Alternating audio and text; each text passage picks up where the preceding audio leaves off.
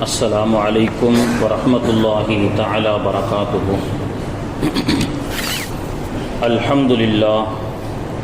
الحمد لله رب العالمين والصلاة والسلام على رسوله الكريم. أما بعد، قال الله تبارك وتعالى في كلامه القديم وفي الفرقان المجيد: أعوذ بالله من الشيطان الرجيم. بسم الله الرحمن الرحيم. لمسجد أسس على التقوى من أول يوم أحق أن تقوم فيه رجال يحبون أن يتطهروا والله يحب المطهرين. صدق الله ومولانا العظيم. قال نبينا صلى الله عليه وسلم: من بنى لله مسجدا بنى الله له بيتا في الجنة أو كما قال عليه والصلاة والسلام. புகழனைத்தும் ஏக இறைவனாகிய அல்லாஹு தஆலா ஒருவனுக்கே உரித்தாகட்டுமாக. கண்மணி நாயகம் முத்து முஹம்மது முஸ்தபா ரசூலுல்லாஹி ஸல்லல்லாஹு அலைஹி வஸல்லம் அன்னாருடைய ஷஃபாஅத்தை பெறக்கூடிய பாக்கியத்தை மறுமையிலும், அன்னாருடைய துவாவை பெறக்கூடிய பாக்கியத்தை இம்மையிலும் வல்ல ரஹ்மான் நாம் அனைவர்களுக்கும் நசீபாக்கி தருவானாக. ஆமீன் யா ரப்பல் ஆலமீன். மனிதகுல சமுதாயம் சீர்பெற்று வாழ வேண்டும் என்பதற்காக லட்சத்திற்கும் மேற்பட்ட நபிமார்களை அல்லாஹு தஆலா அனுப்பி வைத்தான். வலகத் பஅஸ்னா ஃபீ குல்லி உம்மத்திர் ரசூலன் அன் இஅ்புதுல்லாஹ வஜ்தனிபுத் தாகூத். மனிதன் அல்லாஹுக்கு அடிபணிந்து வாழ்வதற்கும் தீமையை விட்டும் அவன் தவிர்த்து கொண்டு வாழ்வதற்காக எல்லா உம்மத்தினர்களுக்கும் நான் ரசூல்மார்களை அனுப்பி வைத்தேன் என்று அல்லாஹு தஆலா சொல்லி காட்டுகின்றான். மனிதனுடைய உள்ளம் சீர்பெற வேண்டும் என்று சொன்னால் இறை இல்லங்கள் அவசியம். இறை இல்ல தொடர்போடு இருக்கக்கூடிய மனிதர்களுக்கு அல்லாஹு தஆலா அவருடைய உள்ளத்தை அல்லாஹு தஆலா சரி செய்வான் என்று அல்லாஹுடைய தூதர் ஸல்லல்லாஹு அலைஹி வஸல்லம் அவர்கள் கூறினார்கள். ஆதிபிதா ஆதம் அலைஹிஸ்ஸலாம் அவர்கள் ஒரு நபி என்றாலும் அல்லாஹு தஆலா அந்த ஆதம் அலைஹிஸ்ஸலாம் அவர்களை கஅபா என்ற உலகத்தினுடைய மைய பகுதியை அல்லாஹு தஆலா அமைத்து கொடுத்து அதிலே தன்னுடைய தவறை உணரச் செய்து அவருடைய பாவங்களை அல்லாஹு தஆலா மன்னித்து இங்கிருந்து இலங்கையிலிருந்து அரஃபா வரை சென்று மக்கா வரை சென்று மக்காவினுடைய இறை இல்லத்தை தவாஃப் செய்யக்கூடிய முதல் இறை இல்லமாக அல்லாஹு தஆலா மக்காவை ஆக்கி வைத்தான். மனித குலத்திற்கு இறை இல்லம் அவசியம். அப்பொழுதுதான் ஒவ்வொரு மனிதனுடைய உள்ளமும் சீர்பெற வேண்டும் என்பதற்காக இன்ன அவ்வல பைத்தியம் உதிஅ லின்னாஸ், உலகத்தினுடைய மனித சமுதாயத்திற்கு ஆலயம் ஆரம்பமாக இருக்கப்படக்கூடிய ஆலயமான பிபக்கத்தன் முபாரகா மக்காஹுவை நான் ஆக்கி வைத்தேன் என்று உலகத்தில் எந்த கட்டிடங்களும் இல்லாத போது முதலாக உலகத்தில் இறை இல்லமான கஅபாவுடைய கட்டிடத்தை கொண்டு அல்லாஹு தஆலா துவங்கி வைத்து ஆதம் நபி அவர்களை அல்லாஹு தஆலா அதிலே தவாஃப் செய்ய வைத்து அவரை பரிசுத்தப்படுத்தி பின்பு அடுத்தபடியாக அவர்கள் அரஃபாவிலே சென்று தன்னுடைய மனைவியான ஹவ்வா அலைஹிஸ்ஸலாம் நம்முடைய தாயை சந்திக்கிறார்கள். அரஃபா அறிந்த இடம். ஆதம் அலைஹிஸ்ஸலாம் இலங்கையிலும் ஹவ்வா அலைஹிஸ்ஸலாம் ஜித்தாவிலும் இறக்கப்பட்ட பொழுது ஆதம் அலைஹிஸ்ஸலாம் இங்கே இருந்து புறப்பட்டு அவர்கள் 2500-3000 கிலோமீட்டரை தாண்டி சவுதி அரபுலகத்திற்கு பாலைவனத்திற்கு சென்று தன்னுடைய மனைவி சந்தித்தார்கள் என்ற வரலாறெல்லாம் நமக்கு தெரியும். அதற்கு முன்பதாக இன்னும் ஆதம் அலைஹிஸ்ஸலாம் இறங்கினதுல இருந்து அவருடைய கால் பாதம் இலங்கையில் இருக்கக்கூடிய ஆதம் மலையிலே அமையப்பட்டிருக்கிறது. அது போன வாரம் ஜும்மால அந்த வரலாற்றை பற்றி சொன்னேன். ஆதம் அலைஹிஸ்ஸலாமுடைய கால் பாதம் பூமிக்கு அவர் இறக்கப்பட்டார். பொதுவாக வானத்திலிருந்து ஒருவர் பூமிக்கு இறக்கப்பட்டாலும், பூமியிலிருந்து ஒருவர் அல்லாஹ்வுடைய அற்புதத்தை கொண்டு வானத்தில் உயர்த்தப்பட்டாலும் அது அல்லாஹு தஆலா இறங்குவதும் புறப்படுவதும் இந்த இரு பயணத்தையும் பள்ளிவாசலை கொண்டு தான் அல்லாஹு தஆலா அமைப்பான். அதனால தான் ஸல்லல்லாஹு அலைஹி வஸல்லம் மேராஜுக்கு செல்லும் பொழுது சுப்ஹானல்லதி அஸ்ரா பி அப்திஹி லைலன் மினல் மஸ்ஜிதில் ஹராம் இலல் மஸ்ஜிதில் அக்ஸா. ஹரம் என்று சொல்லக்கூடிய மக்காவிலிருந்து இன்றும் நீங்கள் சென்றால் உம்முஹானி அவர்களுடைய வீட்டிலே பெருமானார் அவர்கள் தங்கி இருக்கப்பட்ட இடம் மக்காவிலே அவர்கள் அடையாளப்படுத்தி வைக்கப்பட்டிருக்கிறது. இன்னைக்கு தொழுகைக்காக அந்த இடங்கள் விரிவாக்கம் செய்யப்பட்டாலும் ரசூலுல்லாஹ் தூங்கின இடம், உம்முஹானி அவர்களுடைய இடத்துல இருந்து புறப்பட்ட இடம் பைத்துல் முகத்தஸுக்கு ஒரு இரவுக்குள் சென்று சில வினாடிகளிலே சென்று அங்கே பைத்துல் முகத்தஸுக்கு சென்றால் அங்கே பெருமானார் அவர்கள் புராக்கை கட்டி போட்ட இடம், பார்க் பண்ண இடம், ரசூலுல்லாஹி தொழு வச்ச இடம் எல்லாமே இன்னைக்கும் பாதுகாப்பாக இருக்கிறது. 1400 வருஷத்துக்கு முன்னாடி உள்ள பாரம்பரிய வரலாறு. அப்படி அல்லாஹு தஆலா பூமியிலிருந்து வானத்துக்கு அல்லாஹுடைய தூதரை அழைத்து கொண்டான். அதனுடைய ஆரம்பமாக பைத்துல் முகத்தஸ் பள்ளிவாசல் தான் சென்டர் ஆஃப் தி பிளேஸ். பள்ளிவாசல் இருந்து தான் ஒருத்தருடைய பயணம், விண்வெளி பயணம் துவங்க வேண்டும். அதனால தான் மௌத்தானதற்கு பிறகு பள்ளிவாசல்ல வந்து இவருடைய இறுதி பயணம் பள்ளிவாசலை கொண்டு முடிக்கப்படுகிறது. இதுவெல்லாம் இஸ்லாம் நமக்கு கற்றுக் கொடுத்த வரலாறு. இப்போ விண்ணிலிருந்து மண்ணுக்கு புறப்பட வேண்டும் என்று சொன்னால் புறப்படனுடைய ஆரம்பம் பள்ளிவாசல். மண்ணிலிருந்து ஒருவர் பூமிக்கு வருவதாக இருந்தாலும் இப்ப ஈசா அலைஹிஸ்ஸலாம் வர இருக்கிறாங்க. அவங்க எங்க வந்து இறங்குவாங்க? சான் பிரான்சிஸ்கோ அமெரிக்கா கிடையாது, சிரியாவில் ஒத்தை மனோரால இருக்கக்கூடிய ஒரு பள்ளிவாசல் டமஸ்கஸ் என்று சொல்லக்கூடிய சிரியாவிலே அவர்கள் வருவார்கள். அல்லாஹ்வுடைய தூதர் அவர்கள் சொன்ன ஹதீஸ்ல நம்ம அடிக்கடி கேட்டிருக்கிறோம். வானத்திலிருந்து ரக்கைகள் முளைத்த ஒரு மலக்குகளோடு ஒரு நாள் அதிகாலை பொழுது ஈசா அலைஹிஸ்ஸலாம் அவர்கள் அங்கே இறங்குவார்கள். டமஸ்கஸில் இருக்கக்கூடிய அந்த பிரம்மாண்டமான பள்ளிவாசல் உமையாக்களால் கட்டப்பட்டு பள்ளிவாசல்ல தொழக்கூடிய கெப்பாசிட்டி மட்டும் 5 லட்சம் பேர் தொழக்கூடிய ஒரு பிரம்மாண்டமான பள்ளிவாசல். ஜியாரத்துக்கு வாய்ப்பு கிடைத்தால் அங்கே எல்லாம் நாம் செல்ல வேண்டும்.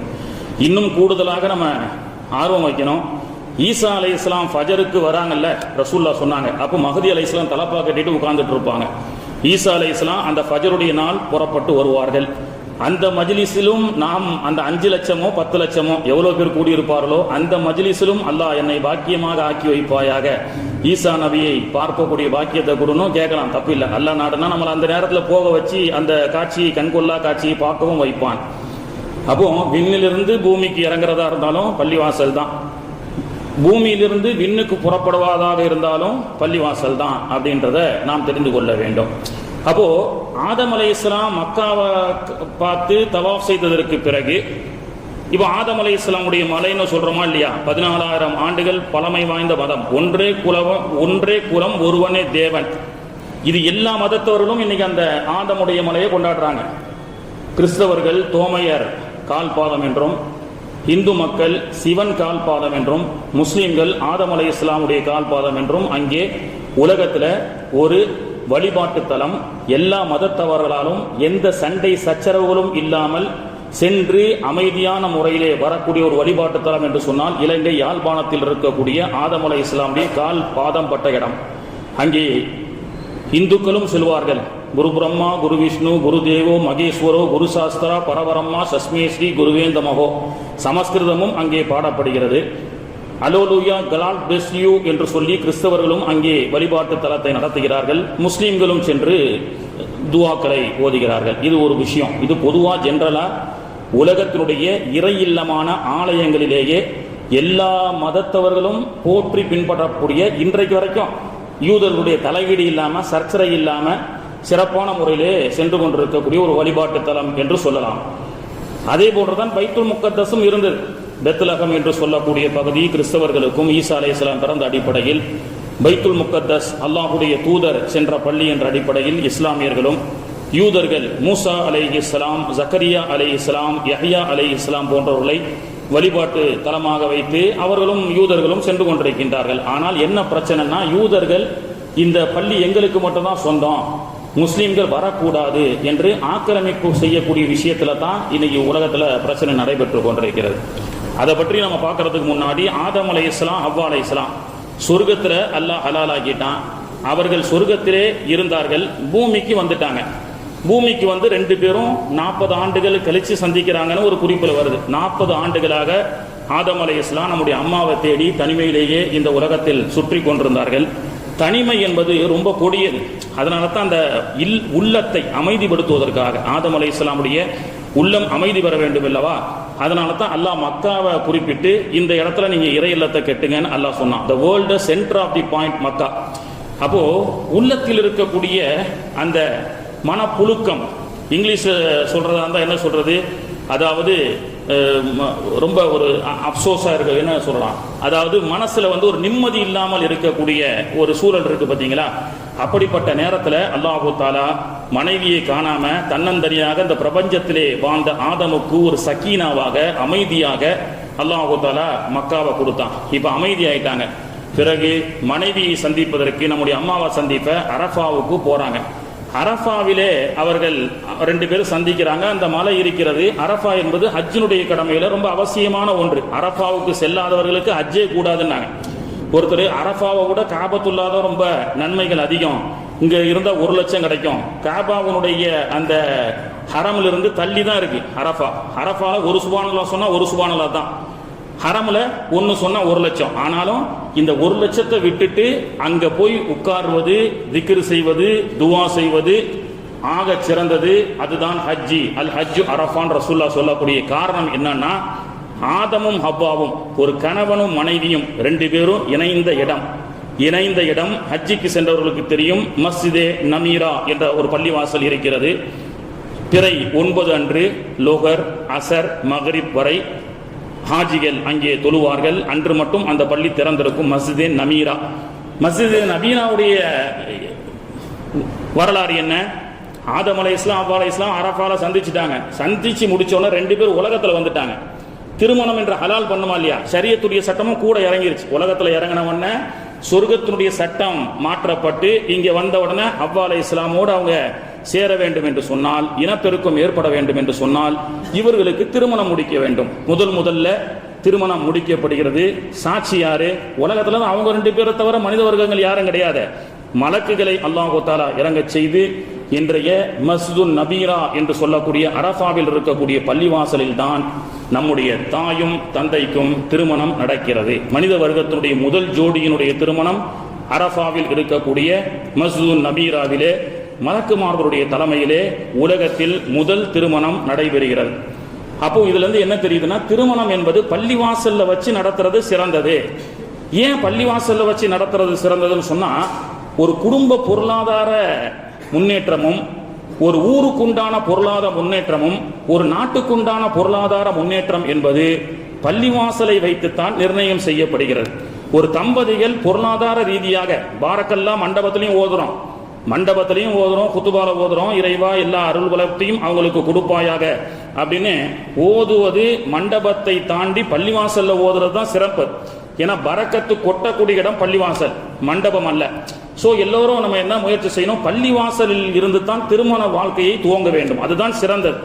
சில கிராமங்கள்ல பள்ளிவாசல பக்கத்துல எவ்வளவு சொன்னாலும் மக்கள் என்ன செய்ய மாட்டேங்கிறாங்க, கேட்க மாட்டேங்கிறாங்க. மண்டபத்துல திருமணம் அஜ்ரத்து ஜமாத்து பாரக்கல்லாஹு லக்குமான் இஜாப் கபூல் சொல்லி துவா செஞ்சு முடிச்சு போன உடனே உலகத்தில் என்னென்ன பாவமான காரியங்கள் இருக்கின்றதோ எல்லாமே அரங்கேற்றப்படக்கூடிய ஒரு சூழல் இன்னைக்கு கல்யாணத்துல நடக்குது. மாப்பிள்ளையில இருந்து பொண்ணுல இருந்து, மாப்பிள்ளை தோழன்ல இருந்து, பொண்ணு தோழன்ல இருந்து, தோழிகள்ல இருந்து, சச்சானி சச்சா எல்லாரும் சேர்ந்து டான்ஸ் ஆடுறாங்க. கேட்டா இது ஒரு வாழ்க்கையினுடைய துவக்கம் எப்படியா இருக்க வேண்டும்? கிறிஸ்தவருடைய கலாச்சாரத்தை நாம் பின்பற்றி கொண்டிருக்கின்றோம். ஆடல் பாடல் கச்சேரிகள் எதுவெல்லாம் அல்லாஹ்வுடைய ரசூல் நமக்கு அது அனாச்சாரம், அது வீண் விரயம், எதுவெல்லாம் மாற்றவருடைய கலாச்சாரம் என்று இருக்கிறதோ அந்த கலாச்சாரங்கள் நம்முடைய வாழ்வியலிலே உள்ளே சென்று விட்டது. தீனும் இஸ்லாமும் பள்ளிவாசலும் பள்ளிவாசலுடைய ஜும்மாவோடு முடிந்து விட்டது. வெளியே சென்றது பிறகு கண்டதே காட்சி கொண்டதே கோலம் என்று இன்னைக்கு இஸ்லாமியர்கள் வாழ்ந்து கொண்டிருக்கின்றார்கள். கண்ணியத்திற்குரியவர்களே, அப்போ ஆதம் அலைஹிஸ்ஸலாமும் ஹவ்வா அலைஹிஸ்ஸலாம் அவர்களை அல்லாஹ் தஆலா மஸ்ஜித் நபீராவில் வைத்து மலக்குகளின் முன்னிலையில் திருமணம் முடித்து வைக்கின்றான். அதிலிருந்து மனித வர்க்கம் உருவாக்கப்படுகிறது. இன்னைக்கு பள்ளிவாசல் தான் ஒவ்வொரு மஹல்லாவினுடைய ஊர் மக்களுடைய நிம்மதிக்கும் பொருளாதார வளர்ச்சிக்கும் காரணம் என்று சொன்னால் நம்மால் நம்ப முடியுமா? நமக்கு நம்பிக்கை இல்லை. ஏன்னா நம்மளை விட யூதர்கள் ரொம்ப நம்புறாங்க, கிறிஸ்தவர்கள் ரொம்ப நம்புறாங்க. நம்மளை விட நான் சென்ற வாரம் சொன்ன மாதிரி ஹதீஸுகளை ஆய்வு செய்வதில் நாம தான் இன்னைக்கு ஹதீஸு நபி வழியெல்லாம் புறம் தள்ளிவிட்டு கண்டதே காட்சி கொண்டதே கோலம் என்று வாழ்ந்து கொண்டிருக்கின்றோம். ஆனால் யூதர்களும் கிறிஸ்தவர்களும் இன்ச்சு பை இன்ச்சாக நபிகள் நாயகத்தினுடைய வரலாறையும் நபி மொழிகளையும் பார்த்து அவர்கள் இன்னைக்கு என்ன செய்யறாங்க, பிளான் போட்டுக் கொண்டிருக்கின்றார்கள். நூருத்தீன் ஜங்கி நூருத்தீன் ஜங்கி ரஹிமஹுல்லா ஈராக்கிலே வாழ்ந்த ஒரு மிகப்பெரிய அரசர். அது மட்டுமல்லாமல் ரொம்ப மார்க்கப்பட்டுடையவர். ஒரு நாள் பொழுது அவர் கனவு காணுகின்றார். அல்லாஹ்வுடைய தூதர் ஸல்லல்லாஹு அலைஹி வஸல்லம் அவர்கள் அவருடைய கனவிலே தோன்றி, நூருத்தீன் ஜங்கி அவருடைய கனவிலே தோன்றி, மதீனாவிற்கு ஒரு பெரிய ஆபத்து ஏற்பட்டு கொண்டிருக்கிறது. யாரால்? இந்த 2 நபர்களால் என்று 2 நபர்களை பெருமானார் அவர்கள் சுட்டிக்காட்டி அவருடைய கனவிலே தோன்றச் செய்கிறார்கள். 800 வருடத்திற்கு முன்பு நடைபெற்ற ஒரு நிகழ்வு. உடனே எழுந்து பார்க்கின்றார். ஆலிம்களை கூப்பிட்டு ஆலோசனை கேட்கின்றார். 2 நபர்களை பெருமானார் அவர்கள் இனம் காட்டி இவர்களால் மதீனாவுக்கு ஆபத்து என்று சொன்னார்கள். உடனே ஆலிம்கள் சொன்னார்கள், பிறகு ஏன் தயக்கம், உடனடியாக மதீனாவுக்கு செல்லுங்கள் என்று சொல்லப்பட்டது. உடனடியாக தன்னுடைய சீடர்களோடு மதீனாவுக்கு செல்கிறார். மதீனாவிலே சென்று கனவிலே கண்ட அந்த 2 நபர்களை பார்க்க வேண்டும் என்பதற்காக மதீனாவுடைய ஊர் மக்களுக்கெல்லாம் விருந்து வைக்கிறார். விருந்து வைத்தால் எல்லோரும் வருகிறார்கள். ஆனால் கனவில் கண்ட 2 நபர்களை காணவில்லை, பார்க்கல. இப்போ விருந்தெல்லாம் முடிஞ்சவொன்னே கேட்டாங்க, மதீனாவில் இருக்கக்கூடிய எல்லாரும் வந்துட்டாங்களா? எல்லோரும் வரல, எல்லாரும் வந்துட்டாங்க. ஆனா 2 பேர் இருக்கிறாங்க, அவங்க வந்து எல்லா நேரமும் தொழுகையிலேயே இருப்பாங்க, அவங்க மட்டும் வரமாட்டாங்க. அவங்க உலக பற்றற்ற ஒரு பெரிய சீதேவி அப்படின்னு ஊர் மக்கள் எல்லாம் பேசிக்கிட்டாங்க. அவர்களை நான் பார்க்கிறேன்னு சொல்லும் பொழுது அல்லாஹ்வுடைய தூதருடைய ரவுலா அடக்க ஸ்தலத்துக்கு பக்கத்துல ஒரு ரூம் எடுத்து இருக்கிறார்கள். வெளிநாட்டுக்காரர்கள் 2 பேர் தொழுதுகிட்டு இருக்கிறாங்க. இவங்க போகும்போது தொழுதுட்டு இருக்கிறாங்க. தொழுக முடிச்ச உடனே முகத்தை பார்த்தால் கனவிலே பெருமானார் அவர்கள் எந்த 2 நபர்களால் இனம் காட்டப்பட்டு இவர்களால் மதீனாவுக்கு ஆபத்து என்று சொன்னார்களோ அந்த நபர்கள் அவர்களாக இருக்கிறார்கள். ஆச்சரியம், என்ன எல்லா நேரமும் வணங்கி கொண்டிருக்கக்கூடிய இவர்களா மதீனாவுக்கு ஆபத்து? இன்னும் ரசூலுல்லாஹ் நிறைய சொன்னாங்க. இது வரக்கூடிய செய்தியையும் மதீனாவுக்கும் மக்காவுக்கும் சிலர்களால் ஆபத்து உண்டு. அதை பத்தி நம்ம அடுத்து பார்ப்போம். இப்போ 2 பேரிடத்துல நூருத்தீன் ஜங்கி அவர்கள் விசாரித்து பார்த்ததிலே முன்னுக்கு பின் முரணாக பேசினார்கள். பிறகு விசாரிக்க வேண்டிய விதத்திலே அரசர் என்ற அடிப்படையிலே விசாரித்ததற்கு பிறகு அவர்கள் தொழுகின்ற அந்த முசல்லாவை எடுத்து பார்த்தால் ஒரு மிகப்பெரிய சுரங்கம் தோண்டப்பட்டிருக்கிறது. அந்த சுரங்கம் தோண்டப்பட்டிருக்கிறது. காரணத்தை கேட்டால், நீங்கள் யார்? நாங்கள் மொரோக்கோவில் இருந்து வருகிறோம், நாங்கள் எல்லாம் கிறிஸ்தவர்கள். யூதர்கள் எங்களுக்கு பெருங்கொண்ட காசை கொடுத்து எப்படியாவது மதீனாவிலே அடக்கம் செய்திருக்கக்கூடிய முஹம்மது நபியினுடைய உடலை எடுத்து வாருங்கள். ஏனென்றால் பள்ளிவாசலும் அடக்க ஸ்தலமும் பிசினஸாக மாறக்கூடிய ஒரு காலம் வந்துருச்சு. ஏன்னா நிறைய பேர் ஈராக்ல, ஈஜிப்ட்ல நிறைய வரலாறுகள் உண்டு. பள்ளிவாசலை கொண்டு தான், ஏன்னா அவங்க புரிஞ்சு வச்சிருந்தாங்க, பள்ளிவாசலை கொண்டு தான் மக்கள் வந்து இபாதத் செய்வதை கொண்டு தான் ஒரு ஊர் செழிக்க முடியும். நமக்கு நம்பிக்கை இல்லை, பள்ளிவாசலா அது ஒரு இது அப்படின்னு சொல்லி. ஆனா அவங்க நம்பி இருக்கிறாங்க. அதனால நிறைய பேர் ஈஜிப்ட்ல மக்காவை கட்டுவதற்கு ஒரு அரசன் முற்பட்டான். எல்லாரும் இங்க வாங்க, அங்கேயும் போறீங்கன்னு சொல்லி பிசினஸ். அரசர்கள் எல்லாம் பிசினஸ் மைண்ட் செட்டு, தன்னுடைய பெருமையை வெளிப்படுத்துவதற்காக எவ்வளவோ செஞ்சார்கள். அதுல இது ஒண்ணு, ஒரு உதாரணத்துக்காக. அப்போ உடனே அவர்களை கைது செய்து மரண தண்டனை கொடுத்து நூருத்தீன் ஜங்கி ரஹமத்துல்லாஹி அலைஹி அவர்கள் இது போன்ற ஒரு செயல் நடக்கக்கூடாதுன்னு சொல்லி பெருமானாருடைய ரவுலாவை சுத்தி ஈயத்தால் காய்க்கப்பட்ட ஒரு மிகப்பெரிய காம்பவுண்டை பூமியிலே கட்டிருக்கிறார்கள். இன்னைக்கு இருக்கு சவுதியில. நம்ம தோண்டி பார்க்க முடியாது, ஆனா இருக்கு, யாரும் வந்து எடுக்க முடியாத அளவுக்கு.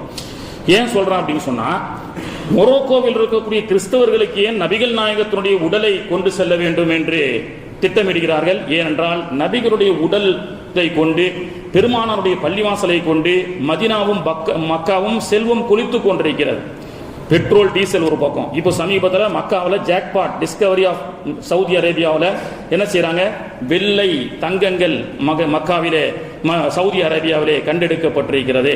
மிதமிஞ்சின காசு எதை கொண்டு? பள்ளிவாசலை கொண்டு, பெருமானாருடைய ரவுலாவை கொண்டு, மக்கள் கூட்டம் கூட்டமாக வந்து அமல் செய்வதை கொண்டு அல்லாஹு தஆலா பரக்கத்தாக ஆக்கி வைத்திருக்கின்றான்.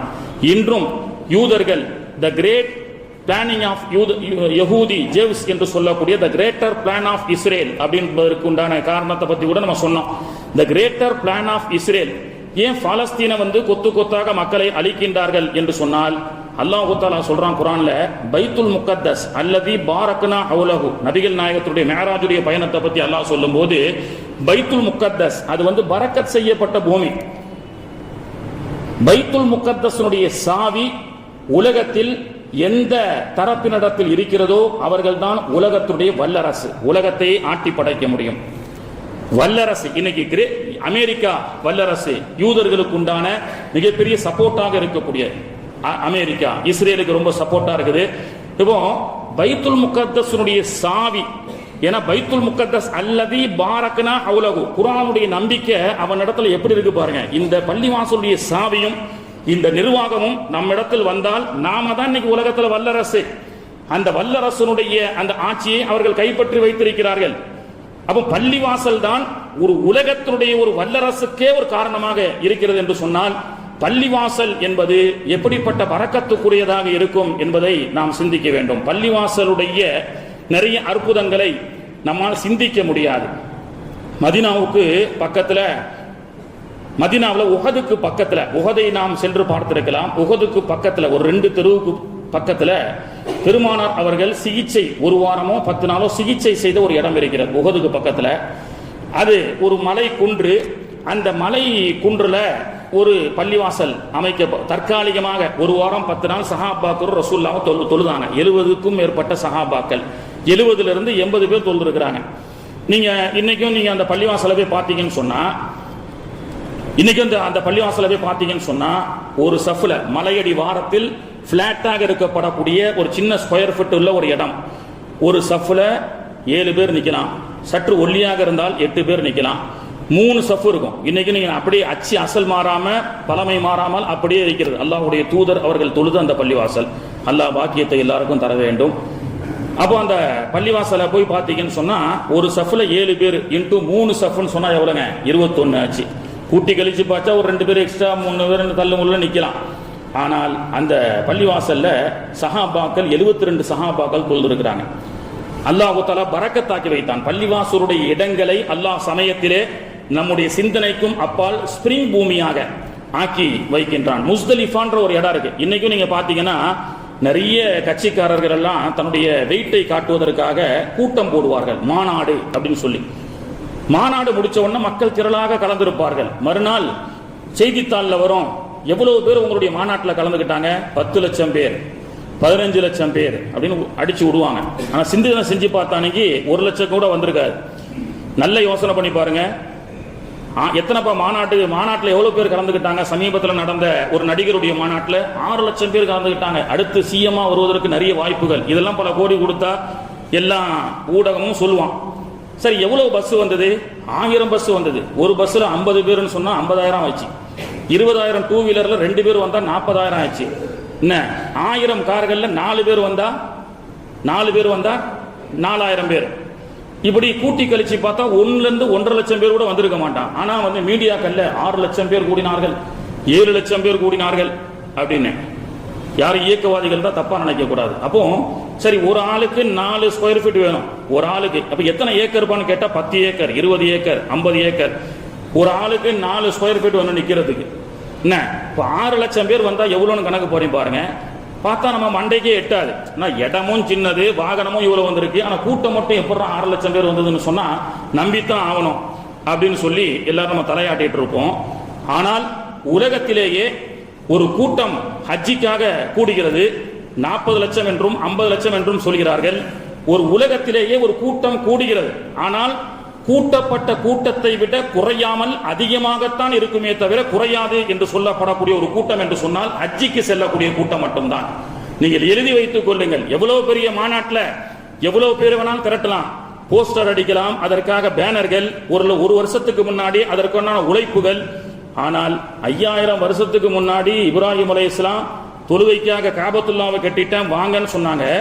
5000 வருஷத்துக்கு முன்னாடி வாழ்ந்த ஒரு தீர்க்கதரிசியினுடைய அறிவிப்புக்கு வருஷத்துல 50 லட்சம் பேர் வருஷம் கூடுறாங்கன்னா எந்த வால் போஸ்ட் கிடையாது, எந்த முன்னறிவிப்பு கிடையாது.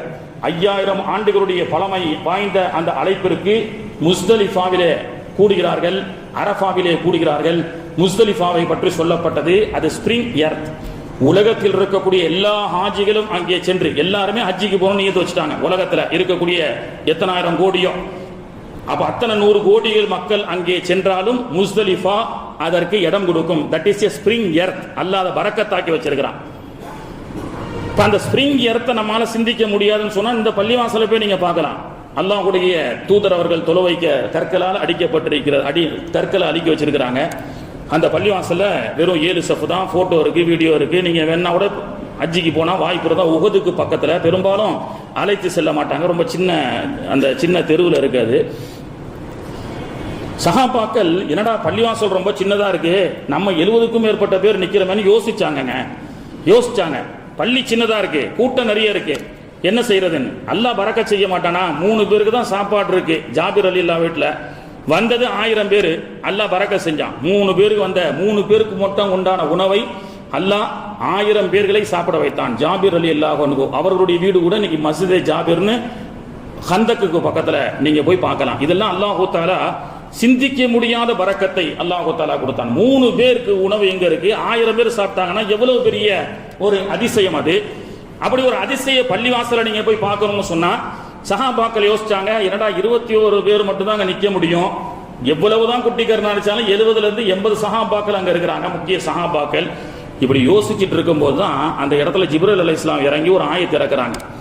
அந்த ஆயத் ஜிப்ரீல் இறங்கிய பரக்கத்து, ஆயத் இறங்கிய பரக்கத்து, பெருமானார் அவர்கள் தொழுத பரக்கத்து, சஹாபாக்கள் அவர்கள் தொழுத பரக்கத். அந்த இடத்திலே சஹாபாக்களுடைய நெற்றியும் நபியினுடைய நெற்றியும் மலக்குகளுடைய வருகையும் குர்ஆனுடைய ஆயத்தும் இறங்கிய அந்த பள்ளிவாசல். அல்லாஹு தஆலா நம்ம அந்த பள்ளிவாசலை சென்று தொழக்கூடிய பாக்கியத்தை தருவானாக. அப்படி இருக்கும் பொழுதுதான் வானவர் கோமான் ஜிப்ரீல் அலைஹிஸ்ஸலாம், யா அய்யுஹல்லதீன ஆமனு, ஓ ஈமான் கொண்ட மக்களே, இதா கீல லக்கும் தஃபஸ்ஸஹு ஃபில் மஜாலிஸி ஃபஃப்ஸஹு யஃப்ஸஹில்லாஹு லக்கும், மஜ்லிஸிலே இடமில்லை என்று நீங்கள் கவலைப்படாதீர்கள், ஒருவர் இன்னொருக்கு இடமளியுங்கள். நல்ல கவனிக்கணும், ஒருவர் இன்னொருக்கு இடமளியுங்கள். அதனால தான் பள்ளிவாசல் நெருங்கி வாங்க, முன்னாடி வாங்க, பின்னாடி நிற்கக்கூடிய சகோதரருக்கு வழிவிடுங்க. இது ஸ்பிரிங், கண்ணுக்கு தெரியாத பரக்கத்தை அல்லாஹ் பள்ளிவாசல்ல வச்சிருக்கிறான். நம்ம சிந்திக்கிறது இல்ல. 500 பேர் தான் கெப்பாசிட்டி ஒரு பள்ளிவாசல்ல, ஆனா 800 பேர் தொழுதுட்டு போயிருவாங்க, தெரியாது. அப்படி இருந்தும் என் இடம் நெருக்கடி ஆகுதுன்னு சொன்னா அது அல்லாஹ்வுடைய நாட்டம். அப்படியும் இருக்கலாம், கண்ணுக்கு தெரியாமல் அல்லாஹ் இப்படியும் வைத்திருப்பான் அல்லவா. மஜ்லிஸ்ல இடமளியுங்கள், அல்லாஹு தஆலா உங்களை கண்ணியப்படுத்துவான். நாளைக்கு மஹ்ஷரிலே அல்லாஹு தஆலா உங்களுக்கு இடமளிப்பான். இதுல சிறப்பு வாய்ந்த சிறப்பு என்னன்னு சொன்னா பைத்துல் முக்கத்தஸ் பரக்கத் செய்யப்பட்டது பலஸ்தீன். ஏன்னா மஹ்ஷர் மைதானமே அங்கதான். மஹ்ஷர் மைதானம் என்று சொல்றோம்ல, ஆதம் நபியிலிருந்து கடைசியில சைனால பிறக்கக்கூடிய ஆண் குழந்தை ரசூலுல்லாஹ் சொன்னாங்களே, எத்தனை கோடிக்கணக்கான மக்கள் இந்த உலகத்தில் பிறந்தார்களோ எல்லோரும் கபரிலிருந்து மரத்தை போன்று காளானை போன்று முளைத்து வருவார்கள். சூர் ஊதப்பட்டால் எல்லாரும் எங்க ஓடுவோம்? பைத்துல் முக்கத்தஸ் பலஸ்தீனுக்கு தான் செல்வோம். எல்லாத்தையும் அல்லாஹ் பலஸ்தீன்லயே ஒன்று கூட்டுவான். இந்த உலகத்தினுடைய பரப்பளவு ஸ்கொயர் ஃபீட்டே பத்தாது. ஆதம் அலைஹிஸ்ஸலாமில் இருந்து கடைசியா இனி வரக்கூடிய பேலன்ஸ்ல உள்ள எல்லா பிறப்புகளும். ஆனால் அனைத்து மக்களையும் அல்லாஹு தஆலா பலஸ்தீன் என்ற பூமியிலே ஒன்று திரட்டுவான். அதுதான் பரக்கத். அந்த இடத்தை அல்லாஹ் பரக்கத்தாக்கி வச்சிருக்கிறான். அதனால தான் பலஸ்தீனுடைய சாவி உலகத்தில் யாரிடத்தில் இருக்கின்றதோ அவர்கள் தான் வல்லரசே.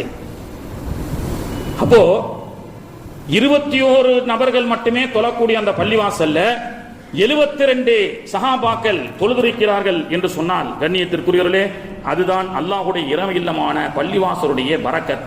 பள்ளிவாசல்கள் உருவாக்கப்பட வேண்டும். பள்ளிவாசல்கள் நிறைய கிராமத்திலே திறக்கப்பட வேண்டும். எந்த ஊரில் முஸ்லிம்கள் இருந்தும் அங்கே பாங்கொலி இல்லாமல் பள்ளிவாசல் இல்லாமல் இருக்கின்றதோ அது அல்லாஹ்வுடைய தூதருடைய கோபத்திற்குண்டான ஊர் என்று அல்லாஹ்வுடைய தூதர் ஸல்லல்லாஹு அலைஹி வஸல்லம் அவர்கள் நமக்கு சொல்லி காட்டுகின்றார்கள்.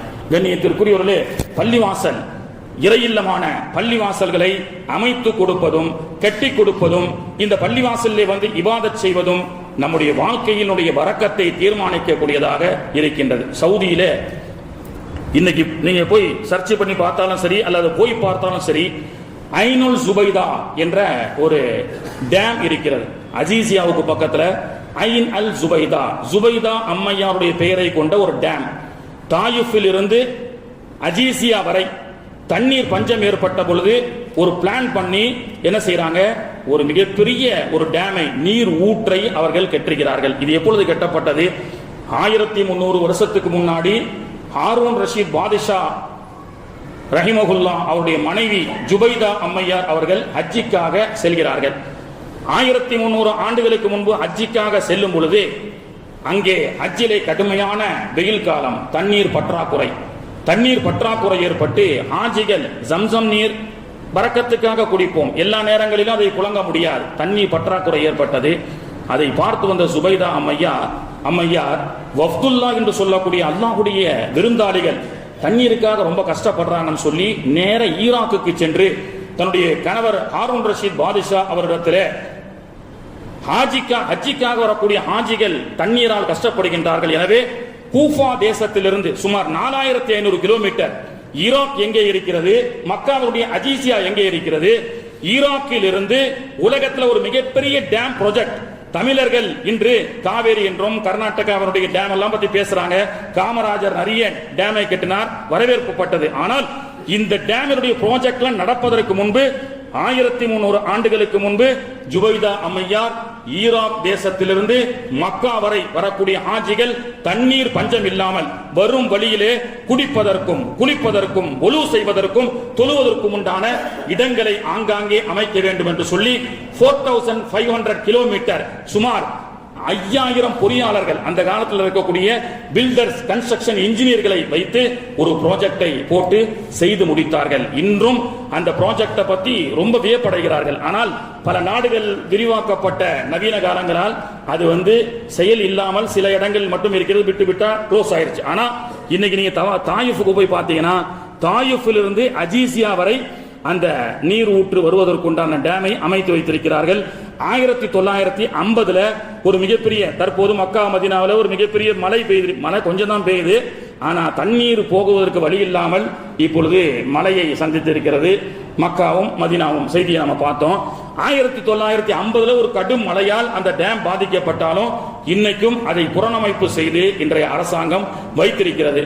ஜுபைதா அம்மையா ஹாரூன் ரஷீத் பாதுஷாவிடத்தில் சொன்னார்கள், ஒவ்வொரு இடங்களிலும் கிணறுகளும் டேமும் நீர் ஊற்றும் வெட்ட வேண்டும்.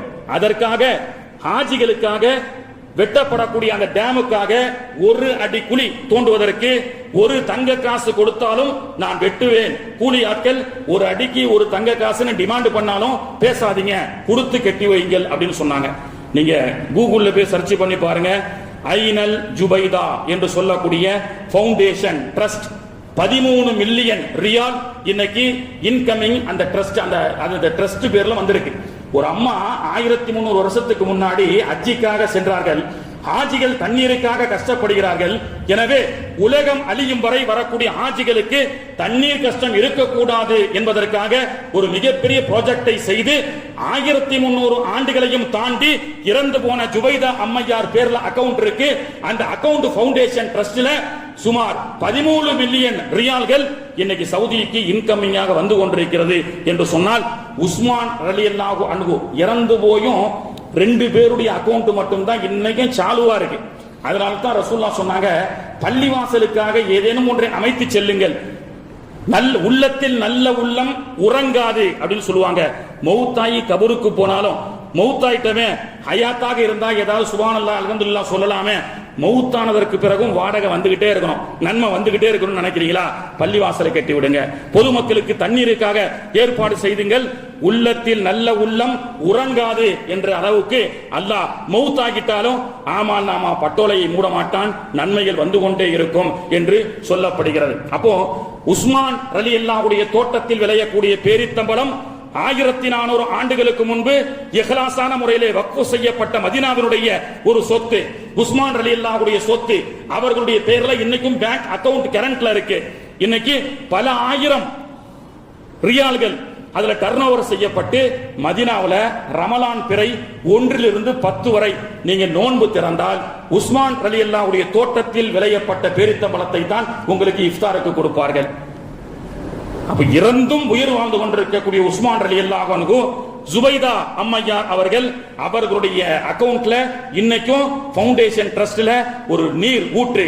ஹாஜிகள் உலகம் அழியும் வரை வரக்கூடிய அல்லாஹ்வுடைய விருந்தாளிகளை கண்ணியப்படுத்த வேண்டும். அது மக்கா ஹரமுக்கு மட்டும் சொந்தம் அல்ல, நம்முடைய ஊர்களுடைய ஒரு பகுதியிலே நாம் தண்ணீர் ஏற்பாடு செய்வது, டாய்லெட் ஏற்பாடு செய்வது, பள்ளிவாசலுடைய வரக்கூடிய தொழுகையாளிகளுக்கு நல்ல ஒரு அமைப்பை ஏற்படுத்தி நாம் கொடுத்து விட்டால் காலம் காலமாக அந்த நன்மைகள் நமக்கு வந்து கொண்டே இருக்கும். பெருமானார் ஸல்லல்லாஹு அலைஹி வஸல்லம் அவர்கள் பள்ளிவாசலுக்கு ஒரு முறை வருகிறார்கள். ஒரு அழகான கலர் விளக்கு எரிகிறது, கலர் லைட் எரிகிறது. அதை பார்த்த பெருமானார் அவர்கள் ரொம்ப நன்றாக இருக்கிறது, இந்த விளக்கை யார் கொண்டு வந்து மாட்டியது என்று சொல்லும் பொழுது இன்டர்நேஷனல் பிசினஸ் மேன் என்று சொல்லக்கூடிய தமீமுத்தார் ரலியல்லாஹு அன்ஹு பல நாடுகளுக்கு சென்று வியாபாரம் செய்யக்கூடிய வணிகர். ஒரு நாட்டுக்கு செல்கின்றோம், அமெரிக்காவுக்கு செல்கின்றோம், லண்டனுக்கு செல்கின்றோம், ஜெர்மனிக்கு செல்கின்றோம். ஒரு ஊருக்கு சென்றால் ஒரு பொருளை பார்த்தவுடன் நம்ம வீட்டில் இதை மாட்ட வேண்டும், நம்முடைய மனைவி பிள்ளைகளுக்காக வாங்கி செல்ல வேண்டும் என்ற உள்ளத்தையும் தாண்டி நம்முடைய ஊர் பள்ளிவாசலுக்கு இதை மாட்டினால் நன்றாக இருக்கும் என்று நல்ல முத்தகீன்களுடைய உள்ளம் தோன்றுகிறது அல்லவா? தமீமுத்தார் அவர்கள் சொன்னார்கள், அல்லாஹ்வுடைய தூதரே, பாரசீக நாட்டுக்கு சென்றேன், விலக்கு அழகாக இருந்தது, தங்களுடைய மஸ்ஜிது நபவி உங்களுடைய பள்ளிவாசலிலே போட்டால் இன்னும் அழகாக இருக்கும் என்ற எண்ணத்தில் வாங்கி வந்து மாட்டினேன் என்று சொல்லும் பொழுது பெருமானார் அவர்கள் உடனே துஆ செய்தார்கள். அது தமீமுத்தாருக்கு மட்டுமல்ல, ஒரு குண்டு பல்பு 50 ரூபாய்க்கு நீங்க பள்ளிவாசலுக்கு வாங்கி போட்டாலும் பெருமானாருடைய துஆ உங்களுக்கும் பங்கு கிடைக்கும். பெருமானார் அவர்கள் சொன்னார்கள், என்னுடைய இந்த மஸ்ஜிது நபவியை இந்த மின் விளக்கால் அலங்கரித்த இவருடைய வாழ்வை அல்லாஹ் தஆலா ஒளிமயமாக ஆக்குவாயாக, தமீமுத்தாருடைய வாழ்வை ஒளிமயமாக ஆக்குவாயாக அல்லாஹ்வுடைய தூதர் அவர்கள் துஆ செய்தார்கள். சகோதரர்களே, எனவே உலகத்தினுடைய பொருளாதாரமும் நம்ம வீட்டு பொருளாதாரமும் முடிவு செய்ய வேண்டும் என்று சொன்னால் நம் பகுதியில் இருக்கக்கூடிய பள்ளிவாசல்களை கொண்டுதான் முடிவு செய்யப்படுகிறது. பள்ளிவாசல் சிறப்பாக இருக்க வேண்டும், அந்த பள்ளியிலும் சிறப்பான முறையிலே அமல் நடக்க வேண்டும். சமீபத்தில் அங்கே பூகம்பம், டிபெட்லே பூகம்பம் ஏற்பட்டு 120 பேர் கிட்ட இறந்திருக்கிறாங்க. அல்லாஹ்வுடைய தூதர் அவர்கள் சொன்னார்கள், கியாமத்துக்கு சமீபமாக நிறைய பூகம்பங்கள் நடக்கும் அப்படின்னு சொல்லி. டிபெட்ல நடக்குது, நேபாள நடக்குது, சைனா, ரஷ்யா. ஆனா ரசூலுல்லாஹ் ஒரு பூகம்பத்தை சொன்னாங்க, எக்ஸாக்ட்டா இந்த இடத்துல நடக்கும். எந்த இடம் தெரியுமா? இந்த இடத்துல நடக்கும். தேதி மட்டும் தான் சொல்லல. மக்காவிலே மக்கா டு மதீனா என்று சொல்லக்கூடிய பைதா என்ற ஒரு இடம் இருக்கிறது. மக்காவை இடிப்பதற்காக கியாமத்து நாள்ல மெல்லிய கால்களோடு ஒரு கூட்டம் வரும். அவர்கள் மக்காவை சுக்குநூறாக ஹரமை காபத்துல்லாவை ஒடிப்பதற்காக வருவார்கள். அப்பொழுது பைதா இடத்துல தங்கியிருப்பார்கள். அந்த இடம் அல்லாஹு தஆலா ஒரு பூகம்பத்தை ஏற்படுத்தி ஹரமை இடிக்க வந்த அந்த கயவர்களை அல்லாஹு தஆலா பூகம்பத்தால் அழிப்பான் என்று பெருமானார் அவர்கள் சொன்னார்கள். இன்னைக்கு மக்கா டு மதீனா பைதா ஒரு குடுத்தனம் கிடையாது. ஏன்னா ரசூலுல்லாஹ் சொல்லிட்டாங்கல, ஸ்கொயர் ஃபீட் ரூபாய்க்கு தரவா வரமாட்டான். ஏன்னா அந்த இடம் அல்லாஹ்வுடைய தூதரால் சாபத்துக்குரிய இடம்.